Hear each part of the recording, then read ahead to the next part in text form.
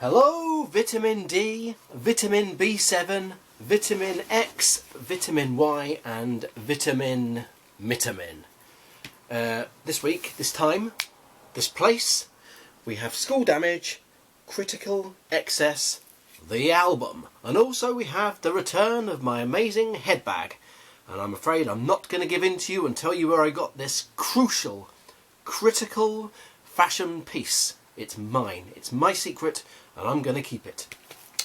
Okay, we have School Damage on the front cover here. We have some damage. We have a scenic scene of a guitar on the floor and a drum stand on the floor. The ground. On the back we have A side, which is 7 tracks, and B side, which is 6 tracks, which totals approximately 12 tracks, but actually is 13. So don't let that fool you. And we have a barcode at the top so you can scan it in your local store. We got iBuy Records and we got Mom's Basement Records, because that is the 2 publishers what did bring it out. Okay, so if you want to get your hands on, if you want to get your dirty mitts on one of these bad boys, you want to look at iBuy Records and Mom's Basement Records. If you got that through your dirty old cheese noggin, brilliant. Within is the record. Within is an insert. And within, the mightiest thing of all, clean card. Great. We have School Damage, which I like this. It's kind of like an alternative, alternative cover art. I wonder if it was ever thought of as being a cover art at one point. Just going to do that a second time for no reason. So once again, School Damage, Critical Excess. Nice brighter colours than the actual cover art. And on the back is your karaoke friendly lyric sheet, so that you can read all of the words what go on in the band, in the songs. We got Brad, John and Den or Ben. I can't quite make it out. They're the people who are in the band. At the bottom here we have some thanks. Your traditional thanks section.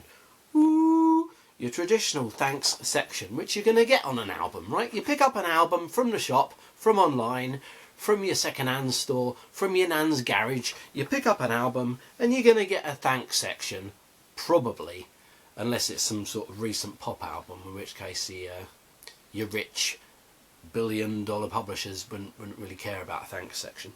But this sort of band, I would worry about a thanks section. That's great. So here's your thanks section and enough about the thanks section. This is the record. That's not a secret, it's just how it is. This is the record. School Damage! Look at that. School Damage! Look at that. I'm going to say it a third time. No, I'm not. I'm tricking you. Woo. So we have School Damage. And on the other side, School Damage Critical Excess A side. 33 RPM. That is the speed that you need to run it. It's a lovely blue. I love a nice blue, and this is a nice blue. It's similar to another blue that I saw one time, but not too dissimilar to a similar one. So we've got blue on this side and also blue on this side. Let's give it a listen to see if it ticks all the punk rock boxes.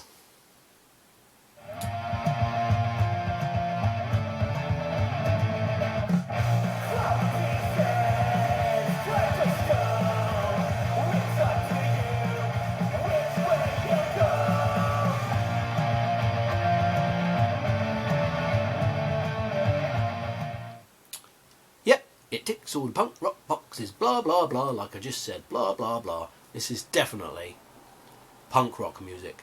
I'm not quite so sure if it's traditionally pigeonholed as pop punk. I think it's more straight up punk rock music. It's an interesting album, that's for sure. It's not the sort of thing you put on when you had your neighbours around for caviar, when you have your neighbours around for a game of bingo and to talk about the finer things in life. Not that this isn't fine, if you determine it as fine. But your neighbours will probably think, oh my god, what's that racket? Which is exactly what you might want from punk rock music. So it's a decent album. It's alive and well. It's spinning on your record player if you put it on and spin it. It's a nice piece. You could take it to school, take it to work, show your friends, show your colleagues, show your auntie, show your robot, show your drain pipe, show your onion collection, if you're lucky enough to have one, show your nipples, show it alongside your nipples to the man at the swimming pool. It's probably okay to get your record wet. The actual record will be fine, probably, if it's real sterile water without any bits in it at all, okay? If it's been bubbled, if it's been percolated, yeah, if it's been through a boiling process, it's probably fine to get water all over the record, although it might damage the label. But if you're just going to use water out your sink, if you're just going to use water that you washed your hair with, if you're going to use water from the drain, if you're going to use water from the reservoir, if you're going to use water from the water daughter down the road, don't we all have a bit of the old water daughter? Woo, the water daughter. Anyway, so if the water daughter's going to come down and get her water on it, you might want to watch out, because the tiny particles are going to get in the grooves and it will need a good dusting and a good cleaning. But other than that, thanks very much for watching my very incredibly in-depth review of School Damage's album Critical Excess. And one more time, go and get it or check it out on iBuy Records or Mum's Basement Records. Look at that, there's the logos, you can enjoy them. I enjoy them. I enjoy many things. I enjoy the concept of darts, but I don't enjoy playing darts. I enjoy the concept of golf, but I don't enjoy playing golf so much. Other than that, I don't really enjoy sports, other than maybe something like CZW wrestling, something like that.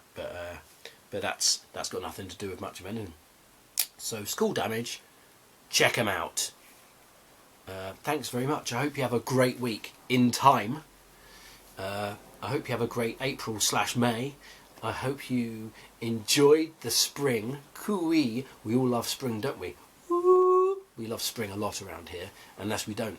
It's the lead up to summer, which is when you might meet your daughter's new husband. Yeah, if she's been dating someone and has a new husband. It's exactly what I just explained, yeah? Get your stupid head around it and walk your way to the harbour, if that's what you feel like doing. I mean, there's harbour masters, there's harbour boats, you might harbour expressions towards your enemies, you might, like the actor David Harbour, you might harbour thoughts of death to your enemies. There's loads of different harbouring things happening, especially in the summer when the harbours are full of boats bobbing up and down, ready to take out tourists, or maybe ready to take out their owners, who are the sort of people who might have boats. In fact, I'd say that 9 out of 10 people who own boats are the owners. So there's an interesting fact for you, based on fiction, but not fact. Thanks very much, and I'll see you when the kettle bleeps and blows. Bleep, bloop, bleep, bloop, woo.